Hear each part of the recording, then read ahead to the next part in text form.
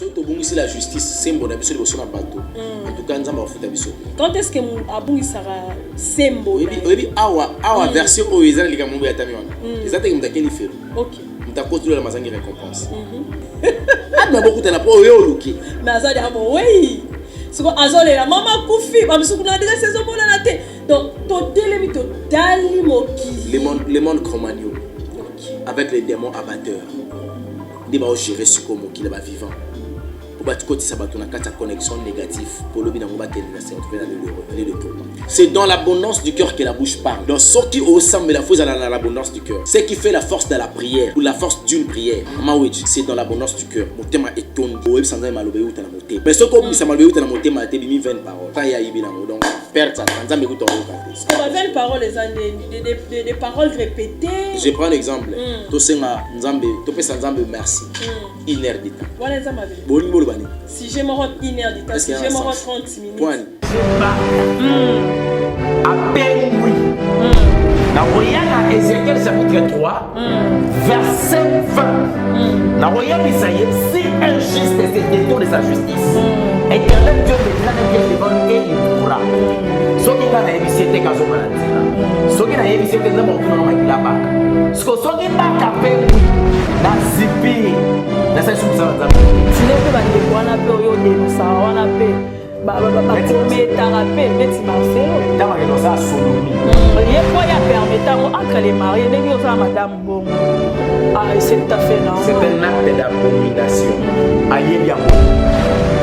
Ça, dans le chapitre 1er. Parce qu'il y a un commerce traité, mais. Il y a tout ça là. Avant de battre sa mère, il fait ça le lot dans un négation.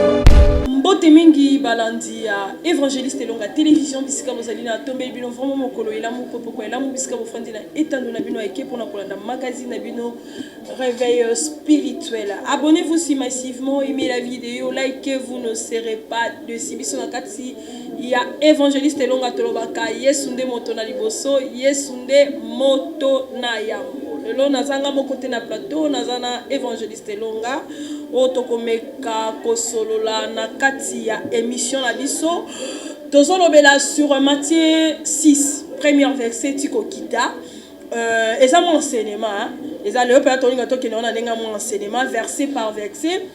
L'évangéliste a expliqué biso na pesi papa shalom maman Clarisse Witch boni papa alikuwa na kimya na ngolo nzambe wana olandi mama yalinga bongolo bola na linga ko na kimya papa wana na kimya ozano na kimya mais yange leki yayo ko kozala bien yange za mieux bongo so yange leki mie ngana na kimya ngana na kimya eza malamu na malamu mini koleka do yange za malamu mini koleka boni libota na nzambe kimya na ngolo nzambe ko zo batela libota na ye parce que tozwi sangwa ya kufate tozwi sangwa lipengwite c'est solo bitumbezali mais qui bien c'est tamboana biso parce que la paix c'est Jésus-Christ. Amen. Voilà, merci beaucoup.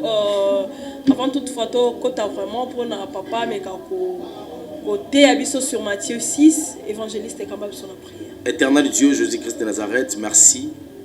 Seigneur, l'enseignement c'est toi qui donnes car tu as dit toi-même tu descendras pour enseigner ton peuple. Enseigne-nous à travers ce message par le nom de Jésus-Christ, nous avons su prier. Amen. Mais comment va toi que extase? Non, extase l'extase c'est notre vie. Extase ce qui doit appliquer moto comprendre en côté. Nzamba lobi mais tu maîtriser langage na été. Tindi mais moi nanga mireille yenga azokende mikolo kutu makasi. Parce que azoya na ba révélation ya belé mambo ko lazo pesaye. Et puis il y a zana mosakoli mo kazana 7 ans, mosakoli rite depuis Luanda. Azokende ba extase trop donc voilà. Message wana eza pour na opesa peuple de diété eza un message juste pour sala nzambe ne pour sala nzambe ou bien faut peuple de diété va bénéficier na kati ya message. Les boto nzambe va bénéficier na moment opportun. Na moment opportun. OK, très bien, merci beaucoup. Papa lelo na senga ki vraiment na ya na Matthieu 6 pour que to meka ko enseigner biso to meka ko comprendre la version olokasia pour ngana limbolango. OK. Matthieu 6, verset 1er. Gardez-vous de pratiquer votre justice devant les hommes pour être vie autrement. boyeba kobatela sembo na bino pembeni ya bato po boyeba komona na malamu. Vous n'aurez point de récompense auprès de votre Père qui est dans les cieux. Ah, maman wetu. Ok. Na comprendre en côté. Bandela non bandela. Gardez-vous de pratiquer votre justice devant les hommes pour en être vie. Autrement, vous n'aurez point de récompense auprès de votre Père qui est dans les cieux. Donc, si tu as la justice, c'est un bon avis sur le bateau. En tout cas, nous avons fait un quand est-ce que tu as sera sembo? Oui, awa version où ils ont les gamins à Tamiwana. Ils ont été quel fait. Ok. Nous avons construit la mazangue récompense. Vous comprenez? La récompense viendra à ceux-là qui ont reçu le salut. Ok. Et là, tu vas côté à l'eau là. Tu peux pas côté à l'eau, mais tu vas récompenser. Les amis m'ont fait basala pour récompenser ya basala té. Ils ont ramené le bien. Ok. Soutenir les autres pour son bateau ça là qui en côté. Tu manques la récompense céleste. Mais tu es dans le ciel. Alors kozala na lolenga ko sunga bateau, ceux qui to sali en côté, to kota na biso mais to zanga récompense. Donc c'est-à-dire que soro sali bola mota mon côté na mokili, mais tu marches dans la justice au côté lolo la sans récompense. Kobika bosembo Deni. Donc c'est-à-dire qu'au tambola na bosembo na makomi na. On sunga ba tout ça aux asembo. Ba ba ko place yo za. Wana ngo. Sali te wana aux asembo. Tu es injuste. Il faut vivre toujours dans l'équité. Aux amis balé au kaboli moko moko. Et t'es nomi balé au kati moko, aux yeux moko nanda moko c'est mninga moko. Parce que mninga ndam, c'est pas ça. Voilà. Évangéliste Elonga. Obongo sikoyo soki bon, olobi moto azagiste te nde hormone lola te. Bosko moto azagiste. Mais so kena un Corinthiens chapitre 6 je pense. OK. La Bible nous dit les injustes n'hériteront pas le royaume du ciel. OK. Voilà. Donc dans verset 2. Donc lorsque tu fais l'aumône, ne sonne pas de la trompette devant toi. Tant ozo sala ko sunga babola. Ko beta kelolete liboso na po bato ba yoka ki nasungaki nasalaki boy, c'est pas bon. Si tu le fais, tu manqueras la récompense. Mais aujourd'hui, l'aumône en réalité zakaka, il faut que ça dans l'église. Est-ce que l'église est tobika aumône? Mais il y a toujours une panier de l'aumône. Le panier de l'aumône au Bachaka Wana et qui n'a pas de pas d'église. Moto azali ecclesia moko yeso yo kozwa biso oyo zwa église moi sina donc yo zwa moto. Le moto fa kenda ko sala ba aumône ko kende ko sunga ba na volonté na ye. Soka moni kazana tonta lobi kina ko tika mona église pour na yebi que église wana ba kenda ko tika. Gloire à Dieu. Fais-le, il faut faire les aumônes, c'est une bonne chose. Mais si tu le fais, n'écris pas. Pour l'accepter, tu es de salaki yango, au sali yango, pour la sali yango parce que moni biso to salaka. Là, tu commences à sonner la trompette. Quand tu le fais, tu manqueras la récompense dans le ciel. Parce qu'on ndenge bande ko ba soutenir ka ba veuve, ba vieillard, ba orphelin, ça fait partie de l'aumône ou bien les aumônes. Mais le lenge siko ba so que les aumônes, mais le lenge ba bibliara yango ba o kita na ba terrain, ba o la tsake ba uti kota la ba orphelin, ba uti ko sunga ba veuve. Mais la Bible interdit des pratiques tellement. Est-ce que c'est plaire ko plaire na batou bien il faut bisonner ba chrétien to plaire aux hommes. Au problème ils ont à deux niveaux. OK. Premier niveau c'est que le premier niveau c'est papelon a fandi de komoka tindi 200 € na ye papelon a 200 € oyo qui note que la orphelin. OK. Ça tindi il n'est pas sûr de moi. OK. Alors moi c'est ma vidéo. Na mo besoin na publier. Tant na publier na PC. Tant a moni te papelon a penza aza sérieux. Donc à la prochaine fois on peut ça. Mais il appelle de comme super na likanisi wana azu vidéo wana atindi. Na sala ki kutu boye e komaki yo pezwa yango tinda. OK. Nana mutu oyo ko tinda biloko ekoma. Tango a publier ekomiti. Mais message oyo ke ngana salaki eke Bible condamné. OK. Soki moto asali po ayebisi azo sala po ba mona ka sala. Wana sali mabe. OK. Mais soka sali po na ko accomplir tâche na ye. To responsabilité na ye wana sali malamu. Ce que tant au sali pour accomplir aux tâches, on a posé bateau bayeba, on a posé les nzamba yeba. Ah, on a accompli. Mais ce qu'on dit que bateau bayeba, attention, tu risques d'avoir des problèmes et récompenses dans le ciel. On n'a pas na anglais wana, musu zalaka, ndeko atindi biloko. En tout cas, on a vision, il y a comme ça le roi ONG. Ce qu'il faut nous publier pour nos partenaires, baya ba monake, naza crédible, na tinda biloko komaka, babikaka. C'est une façon de luka, na luka le sungi de partout et ya pour to kende ko sunga bato. Donc tout ça là on monte ensemble, na sala nga moko, ba besoin et les kinga les belé, na benga pe ba ninga mususu, lenga ko benga ba ninga yango wana. So ka kena ngona contexte wana ana problème te. Mais so ka kena ngona contexte ke ba monaki na salaka. Non que pesa ba don na orphelinat na kati homme de vieillard na kota ba veuve mais na mi pas tout ba do mona nga na que orphelinat tout comme ça na komi ko na mo ki ba mawa c'est comme si donc ça c'est les impressions inutiles. Balobi devant toi comme on fait les hypocrites dans les synagogues et dans les rues afin d'être glorifiés par les hommes. Et puis ce que ba sala rani na kati ba synagogue ba sambela liboso ba rondo ya makende kuna zonga awa bapesi ba prophétie balobi na miso bato po bato ba mona ki ki bon ba sambelaka. Ce sont des hypocrites. Or un hypocrite c'est un menteur. C'est quelqu'un qui donne l'image de séculer or qu'il n'est pas en réalité.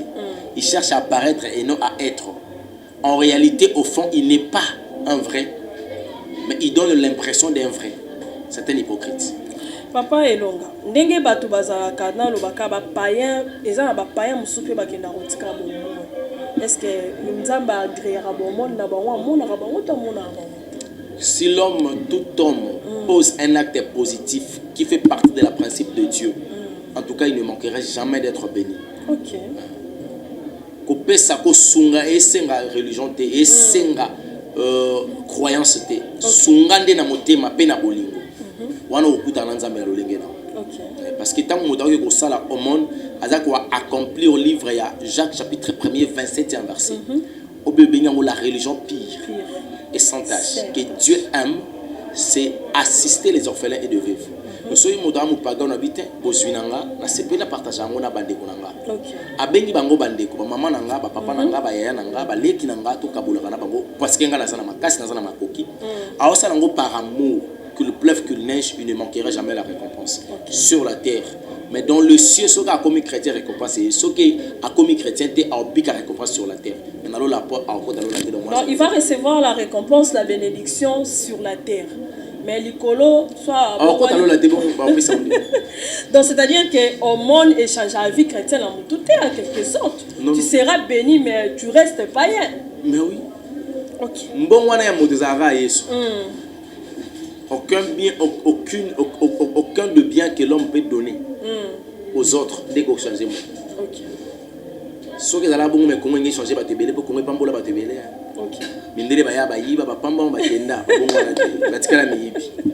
Ba to ko ba konza biso na mboko donc batikala miyibi.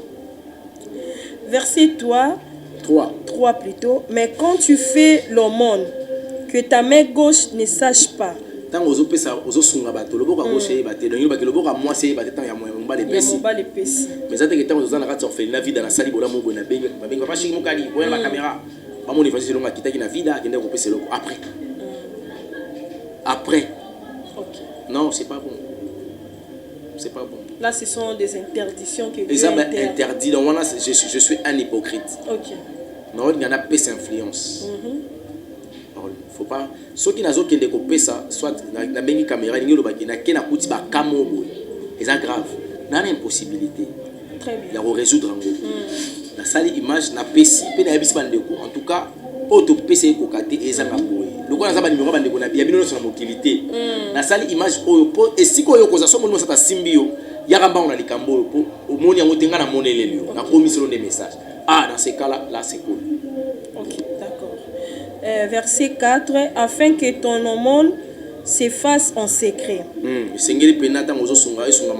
Et ton Père qui voit dans les secrets te les rendra. Mais le aumône est ça, mon secret évangéliste. et comme esika ya tourisme esika ya kobamba bassin comme esika ya kolingana bato baza kala nga na yebi mawesila toloba kaka nga na yebi kala ezalaki batata bakofanda na coin so batali baye matanga elenge bafandi na coin bazobeta dame bazolia likasu bazobanza bolenge na bango tozalaka bilenge tosungolu tokomi boye bilenge bafandi quelque part bakotumba pine bakomela bakotia makelele bakobanza avenir na bango bango baresona passé bilenge babanzaka avenir mibangeli baresonaka passé bamama bazingi cercueil bafandi bakolela na mitunaka banani baka na bolingo bato bafandi bamena cercueil to bato bakobanza avenir to bato bakobanza passé bango so balali na matanga donc na ngina loba nini kala ezalaki bongo wana ofungola ngo mosusu mais lelo eza so bongo te le komi tolata ndeni foto lukateni tolata fona za masuki mo boya ta chaussure à talon ok matanga lokwa moto akekola kisa batu ke yoza kanango ndeko alali wana azaka pe lokwa yo eloko nezola kisa kende boke wana yo ozonga soko kotima orgete te matanga za place à réflexion za place ya impression ti mais aujourd'hui donc il est bon wana nakendaki kolanda mama Dina sœur Dina na ndeko na kufaki grand frère na kufaki matanga ezaki na kikole na morgue moi kikole eza wana bakati na ngambo biso totema na ngambo mais transport ezaki tellement difficile et tombaki le premier je crois le premier août il y a eu tellement la foule au bateau kende ko rendre na bien côté visite hommage to lo bakaka na bandeko na ba musu bazolela eh maman bungi na mon adresse te na salibo et ce sont de ololé hein totelemi ngai mosa kolidina maman ange totemi na presse maman bungi maman bungi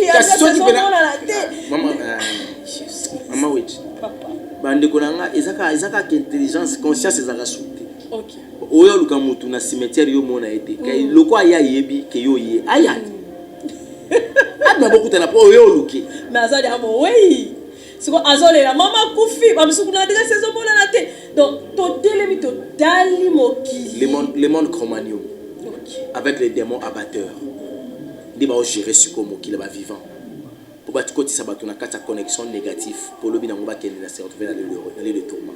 Est-ce que le 1er août on est nécessairement qu'il faut que rendre ba way visite ou bien ça fait à ba parents pour ça ni ba way yango visite ani pour ça ni maman tu ko so no kufa te place na za so mona bezo kufi mungolo to kundo ya mungola na idée de souté. OK. Deux œuvres et continuer sur bunga été. OK. Tokolobela ba œuvre na yo selon Exode chapitre 3 verset 20. Mais soko bunga kina ba œuvre no to beta no soloté. Moi to beta pas parler moloto. Ngana fali bona kena comprendre ko ta to ma parler moloto. Pona ça. Pour ça. Oh, mais la Bible me dit laissez les morts enterrer leurs morts. C'est un adorateur qui a parlé de Jésus. Oh, mais écoute ancien. Tu beta déjà présenté. Est-ce qu'un chrétien veut vivre dans le passé? Maman a bu dans Koufa au passage qui n'a été le premier. Côté on va te rendre kuna pambola l'état de bateka côté va te rendre. Moi côté même ça bakuna maman zo. Ah kala na ngina tombo na ngina simeti ko kuna ndeko mobo. Na bien bakuna maman côté na côté la côté on ngeke koma. Na kuti banda e na pambola nzambe la gloire à Dieu. Bona ça tana penser un jour na yabo. OK. Ngaso kufi no sa Pierre Tombal. Non ça té. Yanga pe mo sa té. Tina na ngoni. Ya mabe. Tina na ngozani. Nde bandeko ba OK kuna ba eza mabe ba OK ça. Na ngina yeba tina na ngozani. Baso se souvenir na bandeko na ba ba fanda kina ba mo mawa na mo susi wala. Bino ba komakata ata est-ce moi tamba ba tamba ba fleur ba komba place aller dans salité ba sala ngoka le premier. Les félo ba ba les félo ba ko tana connexion na monde Cro-Magnon. Est-ce que boyebi ki mowe azaka na mabete? No mo ate na matanga mkuluna makomi pe asona. Est-ce que kuna bla ko mulimo ni gola na kimia? Maman on a pena ndoki, papa na ndoki, pena anyoko liba ne boita kufi, ba ko mapena ke non, que ton âme réponse à paix. Ba sengeli la paix. Ngai une fois mo nzamboka na olonga makambo wana. Azaki nani? Azaki mobomi. Comment que ton âme repose en tourment? Ça n'a pas de sens. Tu tout ça assemblée à ma bé, tu comme ça ma bé malam. Té. Ya mo moni ngai pona lo ba personne mfoza matura ba moloto. Évangéliste Longa verset chapitre 6. Lorsque vous priez, ne soyez pas comme Christ qui aime prier debout dans les synagogues et au coin de la rue pour être vu des hommes. Je vous le dis en vérité, ils auront leur récompense. Et ça m'a bien pour prier en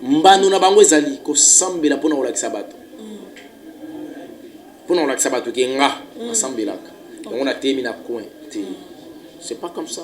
On ne prie pas comme ça. La prière, c'est le langage de l'homme et de son créateur. Okay. Ça doit rester dans l'intimité. Il y a des choses où il Seigneur est son nom.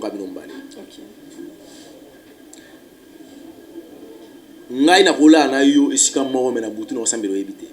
OK. Oui ba. Oui, tu peux yebate. Seconde. Na pasteur otito kendane tipese. To otito sali ba service to zoki to yo lala. Yem da dirige prière na butu be pa na muka bena désert. OK. Na sambela. Pasteur atikalo ebate na. Tina bima atikalo yo kateke na sambela. OK. Il y a des choses faut na sanzambe na intimité yanga na ye. Non yebisa na lo bango te po yo ka. Po ça.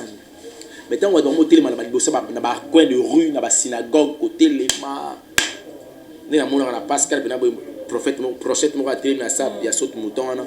Ba tu ba entouré ya opé ça ba prophétie ba ensemble non ce sont des choses mondaines. Bon ndenge ba maman ba ndeko mususu ba côté aka na ba coin. Évangélisation et prier c'est des choses. Là c'est évangéliser. Bon de to ba tarangomba to so prier. Là c'est autre chose. Faut terminer à coin de vérité. On a tout ça dit va en retraite, to se retraiter. Dans lieu habituel, to que se retraiter ko prier quelque part. Non, ce soit 6 dans 7 Thomas Fabien Montréal a signalé les gens mais quand tu pries déjà chic. Ça chic.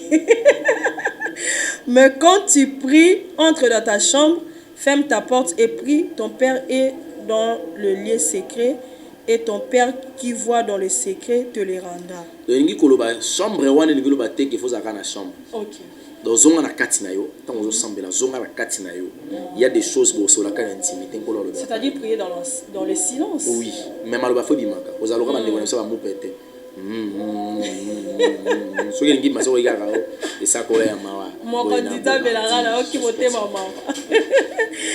Verset 7. En priant, ne multipliez pas de vaines paroles comme les païens qui s'imaginent qu'à force de paroles qu'ils sont exaucés. C'est-à-dire que... Non, la Bible me dit, c'est dans l'abondance du cœur que la bouche parle. Okay. Donc, ce qui ressemble la foi dans l'abondance du cœur. Ce qui fait la force de la prière ou la force d'une prière. C'est dans l'abondance du cœur. Mon thème est tondi. Mais ce qu'on dit, c'est que mon thème a été 20 paroles. Satan y a eu donc perdre Satan. 20 paroles, des paroles répétées. Je prends un exemple. Tout ça, Nzambe, tu peux Nzambe merci. 1 heure de temps. Voilà ça ma vie. Boni bolobani. Si je me rends 1 heure de temps, si je me rends 30 minutes. Point. Ce que vous mettez Nzamba yoki. ACP na merci. Le merci, et ça faut motema. C'est dans l'abondance du cœur. Quand le cœur est disposé, malobego uta na motema. Ndenge papa na mo David maloba motuya imatina motema. C'est ça. Okay. C'est dans l'abondance du cœur que la bouche parle. Mais quand la bouche ne parle pas sur l'abondance du cœur, ça devient des paroles vaines. Nous allons considérer le évangéliste Elonga. Il y a une prière qui est chrétien au Canada. Au nom de Jésus. Kende tindamoto. Nous autres n'a pas tindamoto. Mais bazo fortifier fidèle ba prier ba. Le lenge ba ko fortifier moto assemblée ils attendent yo assemblée. OK. Le lenge na ko assemblée otini kamuta assemblée. Et non et yo zo assemblée otini baninga ba assemblée. Quand on a pu c'est ça ba modérateur. Ceux qui modérateur qui a 30 minutes à bandi rondo. Ye kama mama ya assemblée o salango bien te. Salango bien ya asango nini bien. Netinga prière so kana modérateur bandi o sango bien te na bimi na prière. Là c'est déconnecté. Sujet dans mon ensemble parce que il y a à jouer rôle entre les hommes et l'éternel Dieu. Alors m'a biso vers Jésus-Christ. Alors zo ba parole à partage Jésus-Christ on peut s'abiso de quoi à sujet. So yemo ensemble la donc ça dans la catégorie. Nazu verset 9, na sauté 8, nazu 9. Voici donc comment nous devons prier. Notre Père qui est aux cieux, que ton nom soit sanctifié. C'est comme si cette prière était catholique. Christ notre Père qui est au ciel. Ça signifie, auparavant vous n'étiez pas les enfants. C'est à cause de mon sang que vous êtes devenus des enfants de Dieu. Donc, nous avons créateur. Donc, sans sa responsabilité, parce que la Bible me dit, à travers Jésus-Christ, nous avons le pouvoir de devenir enfants de Dieu. Donc, pour autant que commis enfant de Dieu, nous avons commis tata na yo. Nous avons une deuxième attribution pour juger le quoi tata et non le quoi le juste est juge. Parce que ce n'est pas juger le quoi le juste est juge, l'ola to tate. Alors, tant que notre Père qui est au ciel. Donc, Yami Balé. Dis que ton règne vienne, que ta volonté soit faite sur la terre comme au ciel. C'est pas une prière, mais c'est la modalité d'une prière. Ça signifie la modalité comment faire couler ce qu'on appelle le moment de culte. Parce que la prière fait partie d'un culte, un culte d'adoration. Tant que nous sommes dans l'adoration, notre Père qui est au ciel, que ton nom soit sanctifié, c'est l'adoration. C'est l'adoration. Que ton règne vienne, ça signifie toi activer la présence de l'Esprit de Dieu à travers la reine de Dieu. Et que ta volonté soit faite, ça signifie que tu peux et si tu as péché, tu bénis mon limo santo à qui t'a travaillé parce que ça a activé. Mais ma cambo goleka ah oui ça ma kolenza ma posa na biso te na nzamba kolenza posa na yo. Que ta volonté soit faite sur la terre comme au ciel. Et puis c'est un billet dont nous aujourd'hui notre Père quotidien. Notre Père quotidien. Et ensuite te demander pardon, pardonne nos offenses comme nous pardonnons à ceux qui nous ont offensés. Ça signifie il faudrait qu'il y ait une référence à Olimbisa Baninga pour Olimbisa. OK. Après, en tout cas, ne nous soumet pas à la tentation. Parce que la tentation, c'est la voie du péché. Qu'on permettre de na ndenge na bandi kolanda liloba na yo na sina koti na nzela na yo lisumu le kananzela nanga. Donc sunganga moninga ya mabeka bolanga na ye. Moto mabeka bolanga na ye. C'est ça. Est-ce que aujourd'hui dans nos églises to bien en Kabongo, to respecta comme modèle le pasteur Gilles Bazan a des façons comme modérer ça la marambo. OK. Ce qu'on prière les exaucés, tout ça exaucé évangéliste. Ngolo nkolo exaucer biso par rapport à la disponibilité na biso ya motema. Mais l'une ya pesa ki biso yango. Commencer par l'adoration. L'adoration, son règne. Ce que le problème est anini. Les ana erreur mo boy to sala ke anini. To ya ka liboso biso to la ramingi. To pesa nzambe merci pour to zingolo to kutani. OK. Na sima to senga mawana ye parce que to tambola e mabe. Te mawanza me faut to senga na ndako po ti to ya na pesa nzambe. Moko ta ko ki ko ya na pesa nzambe za salite. Net biso ne longa biso to bana d'abord na offrir to tumba na ombeka. Tant ko ta l'église otumimbeka. To pesa offrande. Mais yo za suyo yo pesa offrande de. Or la Bible me dit Éternel Dieu jetant un regard favorable à Abel et à son offrande. Avant d'amba accepter à agréer offrande d'Abel, abandonne d'abord ko agréer Abel. La personne qui vient pour offrir so kazambindo offrande ne peut commisalité. Donc to banda ko zalaka propre na ndako. Tangu to yé to offrir na sima ya ko offrir. N'être comme une capacité sur le tombola nzambe. Tous tomboler sans péché. Sur le temps où tu ali, s'il y a des choses pendant moment où tu comprends que tu tamboli mabila tali mabila, je dois réparer. Voilà, question sur pour que tu cites, papa Fabien a signalé biso évangéliste, est-ce que le monde, la prière, le jeûne plutôt, ce sont des œuvres il y a chrétiens en côté de effectivement. Il y a sorte d'éléments qui sortent par le jeûne et prière. Le monde, c'est notre vie. La prière, c'est la vie. Mais comment faire alors, biso catholique et comment le col à moi, une prière quotidienne de chaque jour selon ma Kasi pour la Bible, mais notre Père qui est au ciel, c'est chaque jour que la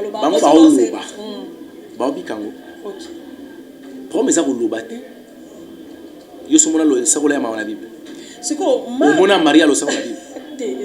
Bongo macha yozo bingo ozo likambo ya Yesu okotsa bandeko na ngaba zana bango na Yesu te. Mais pourquoi siko tozo koma ko bika modèle pour de lolenge ya boité na betonga la batata balakisa biso nzela te. Église nzambe tala église c'est ko taki zamba. Batata bachaki bo moto bachaki ba principe humain na kati ya musala nzambe. Alors faut to revenir na kati ya parole pour to sa ndenge le nzambe lobi. Est-ce que la prière sauve pour chrétien? La prière sauve pas, la prière édifie l'esprit. C'est la parole qui sauve quand on le met en pratique. Car la parole c'est Jésus-Christ, c'est lui qui est le sauveur. Voilà. Merci beaucoup, on arrive à la fin de cette émission. Abonnez-vous si massivement, aimez la vidéo, likez, vous ne serez pas déçus. Un mot. Bye bye. Bye, merci.